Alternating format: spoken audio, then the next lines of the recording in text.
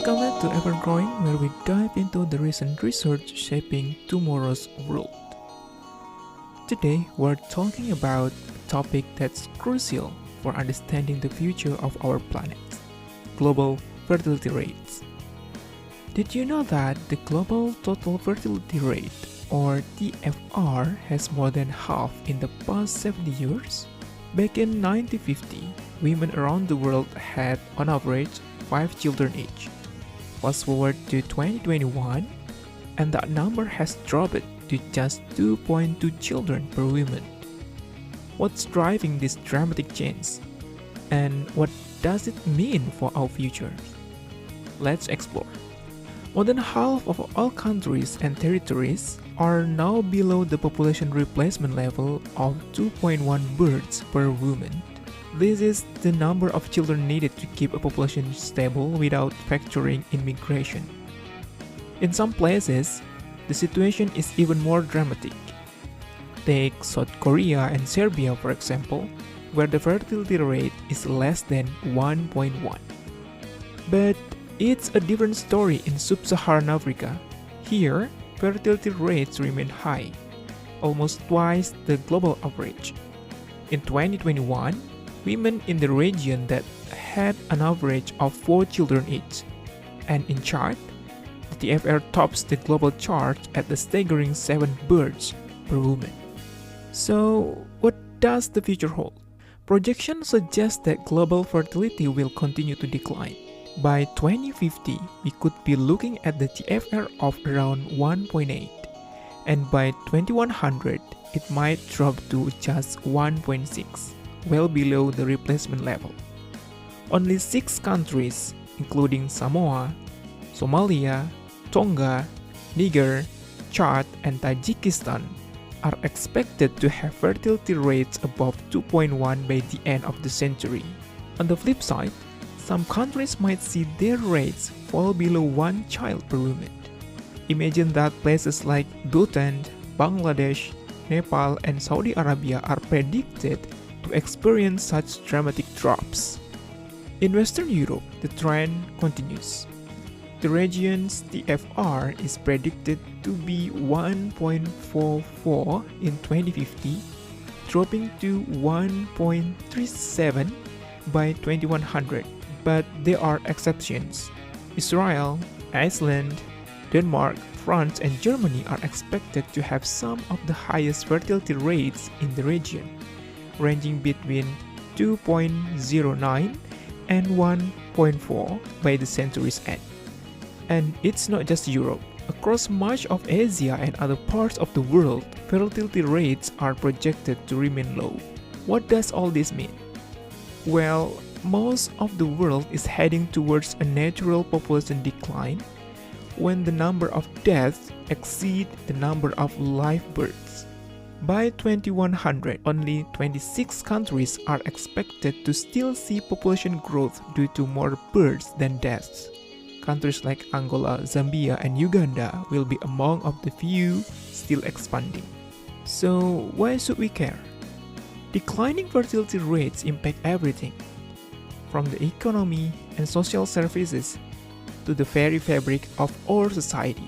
As we prepare for the future with potentially fewer people, it's crucial to consider how we'll adapt.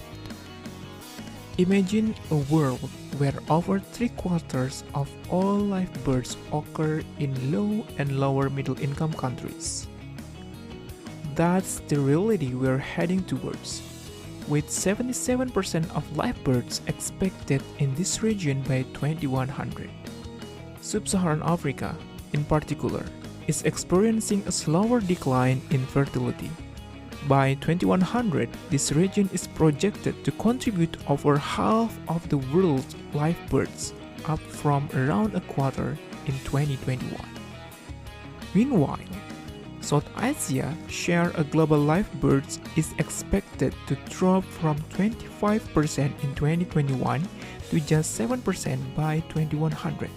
Other regions like North Africa and the Middle East might see a modest increase, while high-income regions could see their share of live births rise slightly from 8% to 10%.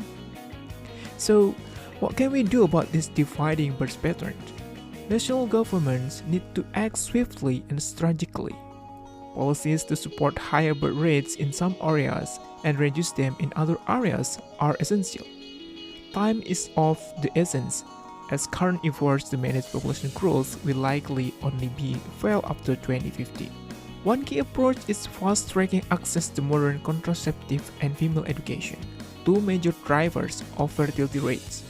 For example, in sub-Saharan Africa, achieving the UN Sustainable Development Goals for universal female education, or meeting the unmet need for modern contraceptives by 2030 could significantly lower fertility rates.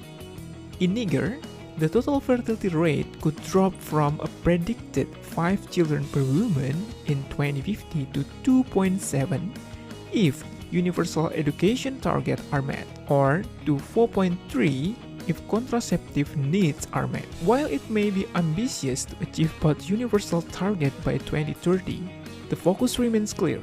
Accelerating progress in education for girls and reproductive rights is crucial. On the flip side, countries with below replacement fertility need pronatal policies to support families, enhance parental leaves, free childcare, financial incentives, and extra employment rights can provide a small boost to fertility rate.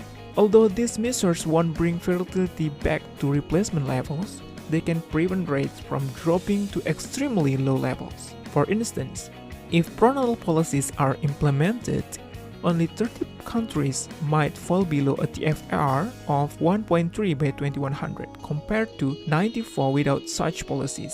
These policies combined with open immigration are vital to sustaining economic growth in low fertility countries.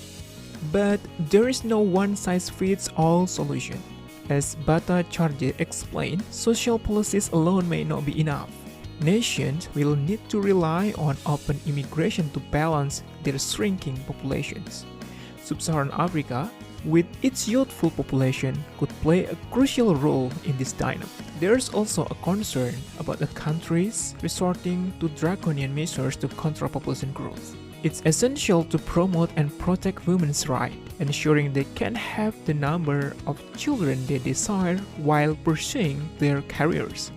The study we're discussing today highlights these points but also notes some limitations. Predictions are constrained by the quality of past data, particularly during the pandemic period. And while past trends provide insight, they don't guarantee future outcomes. Okay, that's all for today's episode. The future global fertility is a complex and evolving story, one that requires thoughtful policies and proactive measures. Thank you for joining us on this journey. If you enjoyed this video, don't forget to subscribe and share it with others who are curious about the trends shaping our world. Until next time, and this is Ever Growing.